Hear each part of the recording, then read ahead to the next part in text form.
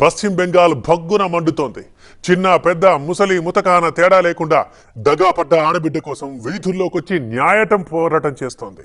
కానీ అక్కడ సర్కార్ నియంతలా వ్యవహరిస్తోంది. ప్రొటెస్ట్ చేస్తే ఉక్కుపాదం మోపుతోంది.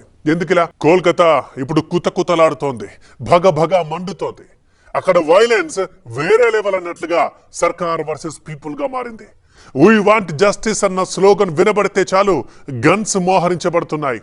అయినా ప్రజాస్వామ్య పాలనలో స్వేచ్ఛగా నిరసన చేసుకునే హక్కు కూడా లేదా? ప్రజల చేత ప్రజల కొరకు ఎన్నుకోబడ్డ ప్రభుత్వమే కదా. దగాబడ్డ ఆడబిడ్డ కోసం పోరాడితే టెర్రరిస్టులా ట్రీట్ చేస్తారా? సుప్రీంకోర్టు డైరెక్షన్ ని కూడా బెంగాల్ ప్రభుత్వం ఖాతరు చేయడం లేదా? ఒక డిక్టేటర్లా శాసించాలని చూస్తోందా? కామాంధుల చేతుల్లో ఓ ఆడబిడ్డ నలిగిపోయి రాలిపోతే పోరాటం చేయడమే మీరు చేసిన పాపమా? జరిగింది దారుణం. సత్వరం జరగాలి న్యాయం. అభయకు జరిగిన అన్యాయం మరో ఆడబిడ్డకు జరగకుండా జనం నిరసనలు తెలుపొచ్చు, న్యాయం కోసం డిమాండ్ చేయొచ్చు. ఇవన్నీ గమనించి మన దేశ అత్యున్నత ధర్మాసనం సుప్రీంకోర్టు కోల్కతా హత్యాచార ఘటనపై విచారణ సందర్భంగా కొన్ని కీలక వ్యాఖ్యలు చేసింది. శాంతియుతంగా జరిగే నిరసనకు ఎలాంటి భంగం కలిగించకూడదు, అంతరాయం సృష్టించకూడదు. ఆర్చికర్ ఆస్పత్రి హత్యాచార ఘటనకు వ్యతిరేకంగా నిరసన తెలుపుతున్న వారిపై రాష్ట్రం ఎలాంటి చర్యలు తీసుకోకూడదు. దేశ అత్యున్నత న్యాయస్థానమే నిరసనకారులపై ఎలాంటి చర్యలు తీసుకోకూడదని ఆదేశాలిచ్చింది. కానీ పశ్చిమ బెంగాల్లో సుప్రీంకోర్టు ఆదేశాలను బేఖాతరు చేస్తూ అక్కడి సర్కార్ ఏం చేస్తుందో చూస్తున్నారుగా. 6,000 మంది పోలీసు బలగాలను దించింది. ఎవరైనా నిరసన తెలుపుతుంటే చాలు లాఠీకి పని చెబుతోంది. ఇలాగా కెనాన్లు యూజ్ చేసి ఓ వృద్ధుడిని చెదరగొట్టేందుకు ప్రయత్నిస్తోంది. ఓ పెద్ద ఆయన జాతీయ జెండా పట్టుకొని నిరసన తెలుపుతుంటే వాటర్ కెనాన్లతో పోలీసులు విరుచుకుపడుతున్నారు. చూస్తున్నారుగా. అయినా ఆ పెద్ద ఆయన వెనక్కి తగ్గలేదు, భయపడలేదు. త్రో మోర్ వాటర్ కెనాన్స్ అంటూ పోలీసులకు ఎదురొట్టి నిలిచాడు. అక్కడున్నది స్టూడెంట్ కాదు, ఓ సాధారణ వ్యక్తి. ఆయన ఎలాంటి వైలెన్స్ కు పాల్పడలేదు, ఎలాంటి వెపన్స్ క్యారీ చేయడం లేదు. ఆయన చేతిలో ఉన్నదొక్కటే మన జాతీయ జెండా. ఆయన నినాదం ఒక్కటే, వీ వాంట్ జస్టిస్. కానీ ఇది మమతా బెనర్జీ పోలీసులకు నచ్చలేదు. పైగా ఓ టెర్రరిస్ట్ లా ట్రీట్ చేస్తూ ఆయనపై నిర్దాక్షిణ్యంగా దాడులు చేస్తున్న పరిస్థితి. పశ్చిమ బెంగాల్లో ప్రస్తుతం హింస రాజ్యమేలుతోంది. దురదృష్టం ఏంటంటే ప్రభుత్వమే హింసకు పాల్పడుతోందంటున్నారు బెంగాల్ వాసులు. నిరసనలో పాల్గొన్న వారెవ్వరైనా సరే రోడ్డుపై నిర్దాక్షిణ్యంగా లాక్కెళ్లిపోతున్న పరిస్థితి. మహిళలను కొడుతూ ఎలా నిర్దాక్షిణ్యంగా తీసుకువెళ్తున్నారో చూడండి. ఈ దృశ్యాలు ఇప్పుడు సోషల్ మీడియా నిండా వైరల్ అవుతున్నాయి. దేశవ్యాప్తంగా పశ్చిమ బెంగాల్లోని పరిస్థితులకు అద్దం పడుతున్నాయి. అక్కడి ప్రభుత్వం ఎంత కర్కశంగా వ్యవహరిస్తుందో అర్థమయ్యేలా చేస్తున్నాయి. ప్రజాస్వామ్యాన్ని పట్టించుకోకుండా కేవలం తన సొంత ఎజెండాను పశ్చిమ బెంగాల్ సర్కార్ అమలు చేస్తోందంటూ పెద్ద ఎత్తున నిరసనలు సాగుతున్నాయి. ఇప్పుడు పశ్చిమ బెంగాల్లో ఒకే ఒక్కరు ఏవైనా చేయొచ్చు. ఆ ఒక్కరు మమతా బెనర్జీ మాత్రమే అంటున్నారు అక్కడి స్థానికులు. అంతేకాదు, విపక్ష నేతల టార్గెట్ గా అక్కడ దాడులు కూడా జరుగుతున్నాయి. పశ్చిమ బెంగాల్ బంద్ లో బీజేపీ నేత ప్రియాంగో పాండే టార్గెట్ గా కాల్పులు జరిగాయి. ఉత్తర పరిగణ జిల్లాలో బీజేపీ కీలక నేత ప్రియాంగో పాండేపై గుర్తు తెలియని దుండగులు కాల్పులకు తెగబట్టారు. దీనికి సంబంధించిన వీడియో ప్రస్తుతం వైరల్ గా మారింది. మమతకు చెందిన టీఎంసీ గూండాలే ఈ కాల్పులకు పాల్పడినట్లు ఫైర్ అయ్యారు. బీజేపీ నేతలే టార్గెట్ గా మమత గూండాలు దాడులకు పాల్పడుతున్నారంటూ బీజేపీ బెంగాల్ బంద్ కు పిలుపునిచ్చింది. ఈ ఘటనలో ఆయన త్రుటిలో క్షేమంగా బయటపడ్డారు. మరో నేత ఇంటికి వెళ్తుండగా తన వాహనాన్ని 50 నుండి 60 మంది అడ్డగించారని, ఇదంతా తృణమూల్ కాంగ్రెస్ పోలీసుల కుట్రేనని ఆరోపించారు. దీదీ సర్కార్కు వ్యతిరేకంగా కొంతమంది విద్యార్థులు, బీజేపీ కార్యకర్తలు నిరసనలకు దిగారు. ఎక్కడికక్కడ బస్సులు, రైళ్లను ఆపేసి తమ నిరసనలు తెలియజేస్తున్నారు. మరోవైపు బస్సుల్లో డ్రైవర్లు, సాధారణ ప్రయాణికులు తమ తలకు హెల్మెట్లను ధరించి మరీ ప్రయాణిస్తున్నారు. కొంతమంది నిరసనకారులు బస్సులపై కూడా దాడులకు దిగుతున్నారు. ఈ క్రమంలో ట్రైనీ డాక్టర్ ఘటనను తప్పుదో పట్టించేందుకు టీఎంసీ ఇలా దాడులకు పాల్పడుతోందని కూడా బీజేపీ నేతలు ఆరోపిస్తున్నారు. ఇంత ఘోర కలి పశ్చిమ బెంగాల్లో మాత్రమే సాధ్యమంటున్నారు ప్రజా ఉద్యమకారులు. ప్రస్తుతం బెంగాల్ భగభగా మండుతోంది. జూనియర్ వైద్యురాలిపై అత్యాచార ఘటనను నిరసిస్తూ పశ్చిమ బెంగాల్లో మంగళవారం విద్యార్థి సంఘాలు చేపట్టిన సచివాలయ ముట్టడి తీవ్ర ఉద్రిక్తతలకు దారితీసింది. ఆందోళనలో పాల్గొన్న విద్యార్థులపై పోలీసులు లాఠీచార్జ్ చేయడం, బాష్పవాయువు ప్రయోగించడంతో ర్యాలీ కాస్త హింసాత్మకంగా మారింది. దీనిపై మండిపడ్డ భాజపా బుధవారం 12 గంటల బంద్కు పిలుపునిచ్చింది. అయితే ఈ బంద్ హింసాత్మకంగా మారింది. పలు చోట్ల బాంబు పేలుళ్లు, కాల్పుల ఘటనలు చోటు చేసుకున్నాయి. దీంతో రవాణా వ్యవస్థపై తీవ్ర ప్రభావం పడింది. పలు రైళ్ల రాకపోకలకు అంతరాయం ఏర్పడింది. నిరసనలను పోలీసులు ఎక్కడికక్కడ అడ్డుకుంటున్నారు. ఇప్పటికే సీనియర్ నేతలు లాకెట్ చటర్జీ, రూపా గంగూలీ సహా పలువురిని అదుపులోకి తీసుకున్నారు. మరోవైపు బీజేపీ ఆరోపణలను మమతా సర్కార్ తీవ్రంగా ఖండిస్తోంది. తృణమూల్ కాంగ్రెస్ ఛాత్ర పరిషత్ విద్యార్థి విభాగం ఆవిర్భావ దినోత్సవం కార్యక్రమంలో పాల్గొన్న మమత బెంగాల్లో జరుగుతున్న హింసకు బీజేపీయే కారణమని ఆరోపించారు. బీజేపీ బంద్ పై స్పందించారు బెంగాల్ సీఎం మమత. బెంగాల్ ప్రతిష్టను దెబ్బతీసేందుకే బంద్ పేరుతో హింసకు పాల్పడుతున్నారని ఆరోపించారు. మరోవైపు కేంద్రానికి తృణమూల్ కాంగ్రెస్ డెడ్ లైన్ కూడా విధిస్తోంది. రాబోయే 3-4 నెలల్లో మహిళలపై నేరాలకు సంబంధించి కాల పరిమితితో కూడిన చట్టాలు తీసుకురావాలని, లేకపోతే తృణమూల్ కాంగ్రెస్ ఢిల్లీ వీధుల్లో నిరసనకు దిగుతుందని హెచ్చరించింది. జరగాల్సిందేమిటి, జరుగుతున్నదేంటి? అసలే జూనియర్ వైద్యురాలుపై అత్యాచారం జరిగి ఇప్పటికీ 2 వారాలు దాటింది. ఇప్పటికీ సరైన న్యాయం బాధిత కుటుంబానికి జరగలేదు. సిబిఐ 16 రోజుల నుంచి నిరంతరాయంగా దర్యాప్తు చేస్తోంది. సత్వర న్యాయం కోసం విద్యార్థి లోకం తిండి నిద్రాహారాలు మాని రోడ్లపై తిరుగుతున్న పరిస్థితి. ఇలాంటి పరిస్థితుల్లో రాజకీయం చొరబడి మరింత ఆజ్యం పోస్తోంది.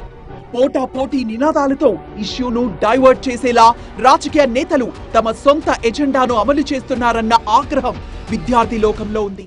16 రోజులైంది. బాధితురాలపై అఘాయిత్యం ఎలా జరిగిందన్న దానిపై ఇంకా క్లారిటీకి మాత్రం రాలేకపోతోంది దర్యాప్తు సంస్థ. నిందితుడిని రోజుకు 16 గంటలు సిబిఐ విచారిస్తుందన్న సమాచారం కూడా ఉంది. ముఖ్యంగా నిందితుడు సంజయ్ రాయ్ రోజుకొక మాట మాట్లాడడం విచారణ బృందానికి తలనొప్పిగా మారింది. తానే నేరం చేశారని మొదట నిందితుడు ఒప్పుకున్నా తర్వాత తన బిహేవియర్ లో చేంజ్ వచ్చినట్టు తెలుస్తోంది. ఇంతకీ సిబిఐ విచారణ ఎందాక వచ్చింది? అభయకు న్యాయం జరగాలి, నిందితుడికి కఠినంగా శిక్ష పడాలి, అది కూడా త్వరగా. దేశ ప్రథమ పౌరురాలు రాష్ట్రపతి నుంచి ప్రతి ఒక్కరూ కోరుతున్నది ఇదే. Enough is enough. ఇకనైనా అభయకు న్యాయం చేసేలాగా చర్యలు తీసుకుంటారా అంటూ పశ్చిమ బెంగాల్ ప్రభుత్వంపై అసహనాన్ని వ్యక్తం చేస్తూ రాష్ట్రపతి ద్రౌపది ముర్ము చేసిన కామెంట్స్ ఇవి. 12 ఏళ్ల క్రితం దేశ రాజధానిలో కదులుతున్న బస్సులో జరిగిన నిర్భయ ఘటన కోల్కతా అఘాయిత్యం ముందు చిన్నబోయింది. అంతటి ఘోర కలి రక్కసిమూక ఒక్కసారిగా తెగబడి మాన ప్రాణాల మీద దాడి చేస్తే ఆ పరిస్థితుల్లో కూడా ప్రాణాలని కాపాడుకోవడానికి ఆ జూనియర్ డాక్టర్ చాలా ప్రయత్నించింది. కళ్లల్లో నుంచి, నోట్లోంచి, ప్రైవేట్ పార్ట్స్ నుంచి రక్తస్రావం అవుతున్నా నొప్పిని తట్టుకుంది. స్పృహ ఉన్నంత వరకు ఎదురు తిరిగింది, కానీ చివరికి ఓడిపోయింది. ఒక్కసారి ఈ యానిమేషన్ చూడండి. ఇలాగే జరిగి ఉంటుందని దర్యాప్తు బృందం మాటల్ని బట్టి తెలుస్తోంది. సెకండ్ ఇయర్ పీజీ చదువుతోన్న అభయ తన కొలీగ్స్ తో కలిసి భోజనం ముగించుకుని తెల్లవారుజామున 2 గంటలకు విశ్రాంతి తీసుకోవాలని నిర్ణయించుకుంది. ఆర్జికర్ ఆసుపత్రిలో డాక్టర్ల గది ఉంది, కానీ అక్కడ విశ్రాంతి తీసుకునే వెసులుబాటు లేకపోవడంతో సెమినార్ హాల్లో రెస్ట్ తీసుకోవాలని భావించింది. అందుకే ఆమె సెమినార్ హాల్ కి వెళ్ళింది. ఇక్కడ సెమినార్ హాల్ కి పక్కనే ఉన్న బాత్రూమ్ కి 30 నుంచి 40 మీటర్ల డిస్టెన్స్ ఉంది. సీసీటీవీ ఫుటేజ్ ని చూస్తే నిందితుడు సంజయ్ రాయ్ తెల్లవారుజామున ఆసుపత్రిలోకి ప్రవేశించినట్టుగా తెలుస్తోంది. అప్పుడే ఒంటరిగా ఉన్న అభయను సెమినార్ హాల్ వైపు తీసుకొచ్చి దగ్గరలో ఉన్న బాత్రూమ్ లో అత్యాచారం చేసి ఉంటారని అనుమానిస్తున్నారు. అక్కడే వాడితో పాటు మరో 4-5 అత్యంత కర్కశంగా ఆమెను చెరబట్టారు. ఆమె ఎదురు తిరగడంతో, కొట్టడంతో పాటు ఆమె ప్రైవేట్ పార్ట్స్ పైన గాయాలు చేసి ఉంటారని తెలుస్తోంది. బాత్రూమ్ నుంచి ఆమెను సెమినార్ హాల్ కి తీసుకొచ్చి చంపేసి ఉంటారని అధికారుల అనుమానం. పోలీసులు తెలిపిన వివరాల ప్రకారం ఈ అత్యాచారం, హత్య రాత్రి 3 గంటల నుంచి ఉదయం 6 గంటల మధ్య జరిగింది. సీసీటీవీ ఫుటేజ్ ఆధారంగా వెంటనే సంజయ్ రాయ్ ని అరెస్ట్ చేశారు. ఆమె మెడ ఎముక విరిగిపోయింది. దీన్ని బట్టి చూస్తే ఆమెను గొంతు పిసికి చంపినట్టుగా తెలుస్తోంది. మృతురాలి గోళ్ల నుంచి సేకరించిన ఆధారాలను పరిశీలించిన ఫోరెన్సిక్ అధికారులు అందులో చర్మం, రక్తపు ఆనవాళ్లు ఉన్నట్లుగా నిర్ధారించారు. సంజయ్ రాయ్ మీద పోలీసులు భారతీయ న్యాయ సంహిత సెక్షన్ 64(103)(1) హత్య కింద కేసులు నమోదు చేశారు. నిందితుడు ఆధారాలు చెరిపేసేందుకు బట్టలు ఉతికాడని, తర్వాత నిద్రపోయాడని పోలీసుల దర్యాప్తులో తేలింది. మహిళా డాక్టర్ మృతదేహాన్ని శుక్రవారం ఉదయం మెడికల్ కాలేజ్లోని సెమినార్ హాల్లో గుర్తించారు. ట్రైనీ డాక్టర్ మృతదేహాన్ని ఛాతీ విభాగానికి చెందిన ఫస్ట్ ఇయర్ పీజీటీ వైద్యుడు ఆగస్టు 9న ఉదయం 9:30 గంటలకు చూశాడు. ఇది జరిగింది. ఇక తర్వాత క్రైమ్ సీన్ లో సాక్ష్యాలను చెదరగొట్టే ప్రయత్నం జరగడం, ఎఫ్ఐఆర్ ఆలస్యంగా నమోదు చేయడం, అభయ మృతదేహాన్ని తల్లిదండ్రులకు చూపించడంలో ఆలస్యం చేయడం, ఆర్జీకర్ ప్రిన్సిపల్ దీన్ని ముందు ఆత్మహత్యగా చిత్రీకరించే ప్రయత్నం చేయడం, రాష్ట్ర వ్యాప్తంగా విద్యార్థులు నిరసనకు దిగడం, అభయ ఘటనపై సుప్రీంకోర్టు సీరియస్ గా స్పందించడం, వెంటనే విచారణను సిబిఐకి అప్పగించడం అంతా చకచకా జరిగిపోయాయి. Very clear. అభయ మరణాన్ని ఆత్మహత్యగా చిత్రీకరించే ప్రయత్నం చేసేందుకు ఆర్జీకర్లోని కొంతమంది ప్రయత్నించినట్లుగా స్పష్టంగా తెలుస్తోంది. ఎందుకు ఇలా చేశారనేదే తేలాలి. ప్రస్తుతం సిబిఐ ఈ కేసు విచారణపై సుప్రీంకోర్టుకి ఇప్పటికే కీలక విషయాలతో కూడిన రిపోర్ట్ అందించింది. ఇప్పటి వరకు సంజయ్ రాయ్ తో పాటు 8 మందిని విచారించింది.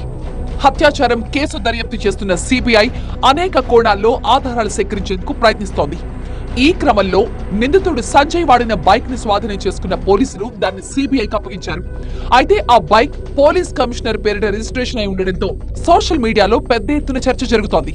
అయితే దీనిపై కోల్కతా పోలీసులు క్లారిటీ ఇచ్చారు. కోల్కతా పోలీసులకు చెందిన అన్ని వాహనాలు నగర పోలీస్ కమిషనర్ పేరిట అధికారికంగా రిజిస్టర్ అవుతాయి. ఆ తర్వాత ఆ వాహనాలను ఆయా యూనిట్లకు కేటాయించడం జరుగుతుందని కోల్కతా పోలీసులు వివరణిచ్చారు. వైద్య విద్యార్థిని హత్యాచార ఘటనకు ముందు కోల్కతాలోని వ్యభిచార గృహాలకు నిందితుడు వెళ్లినట్లుగా పోలీసుల దర్యాప్తులో వెల్లడైంది. అయితే ఇదే కమిషనర్ పేరిట ఉన్న ఈ బైక్ తోనే మద్యం మత్తులో ఉన్న నిందితుడు రెడ్ లైట్ ఏరియాకు వెళ్లినట్టుగా గుర్తించారు. పోలీస్ శాఖకు అనుబంధంగా పనిచేస్తూ ఉండడంతో నిందితుడు నిర్భయంగా ఉండేవాడని సిబిఐ వర్గాలు వెల్లడించాయి. అంతేకాదు, నిందితుడితో పాటుగా మరొక పోలీస్ ఆఫీసర్ అనూప్ దత్తాను సిబిఐ విచారిస్తోంది. సంజయ్ రాయ్ తో పాటు పాలిగ్రాఫ్ టెస్ట్ చేయించే వారి లిస్ట్ లో అనూప్ కూడా ఉన్నారు. గత ఆదివారం ప్రధాన నిందితుడు సంజయ్ రాయ్ కి ఇటీవల పాలిగ్రాఫ్ పరీక్షలు నిర్వహించారు. జ్యుడిషియల్ కస్టడీలో భాగంగా ప్రస్తుతం అతడు కోల్కతాలోని ప్రెసిడెన్సీ జైల్లో ఉండగా అక్కడే ఈ లైట్ డిటెక్టర్ పరీక్షలు చేపట్టారు. ఇందులో నిందితుడు ఏం చెప్పాడు అన్న వివరాలను అధికారులు గోప్యంగా ఉంచారు. అయితే పాలిగ్రాఫ్ పరీక్షలో నిందితుడు అలసత్వం, పొంతనలేని సమాధానాలు చెప్పినట్టుగా తెలుస్తోంది. తాను వెళ్లేసరికే వైద్యురాలు చనిపోయిందని అతడు చెప్పినట్లుగా సమాచారం. దర్యాప్తు బృందం ఆధారాలు చూపించినప్పుడు ఆ సమయంలో తాను అక్కడ లేనని నిందితుడు చెప్పినట్టుగా తెలుస్తోంది. అంతేకాదు, తాను సెమినార్ హాల్ కి వెళ్లేసరికి ఆమె చనిపోయి ఉందని, భయంతో తాను అక్కడి నుంచి పారిపోయానని సంజయ్ చెప్పినట్టుగా తెలుస్తోంది. అయితే వైద్యురాలపై అఘాయిత్యానికి పాల్పడింది తానేనంటూ అంతకు ముందు కోల్కతా పోలీసుల ముందు నేరం అంగీకరించినట్లుగా వార్తలొచ్చాయి. అయితే నిందితుడి మానసిక పరిస్థితిని సెంట్రల్ ఫోరెన్సిక్ సైన్స్ ల్యాబొరేటరీకి చెందిన వైద్యుల బృందం విశ్లేషించింది. మరోవైపు నిందితుడిని కోర్టులో హాజరుపరిచినప్పుడు తానే తప్పు చేయలేదని, కావాలని తన్ని ఇందులో ఇరికించాలని కన్నీళ్లు కూడా పెట్టుకున్నాడు. ప్రస్తుతం నిందితుడి తరపున 52 ఏళ్ల కవితా సర్కార్ వాదిస్తున్నారు. లీగల్ ఎయిడ్ డిఫెన్స్ కౌన్సిల్లో సభ్యురాలుగా ఉన్న ఈమెను కౌన్సిల్ నిందితుడి తరపున వాదనలకు నియమించింది. సాధారణంగా కేసు విచారణ కోసం ఫీజు చెల్లించలేని స్థితిలో ఉన్న వారి కోసం, లేకుంటే వాదించేందుకు ఏ లాయర్ ముందుకు రాని పరిస్థితుల్లో కౌన్సిల్ వారికి న్యాయపరమైన సహాయం చేస్తుంటుంది. అలా సంజయ్ రాయ్ కేసు కవిత చేతికొచ్చింది. గతంలో ముంబై పేలుళ్ల ఉగ్రవాది అజ్మల్ కసబ్, నిర్భయ సామూహిక హత్యాచార ఘటనలో నిందితుడి తరపున వాదించేందుకు ఎవరూ ముందుకు రాలేదు. అప్పుడు కూడా కోర్టు వారికి ఇలా న్యాయవాదుల్ని ఏర్పాటు చేసింది.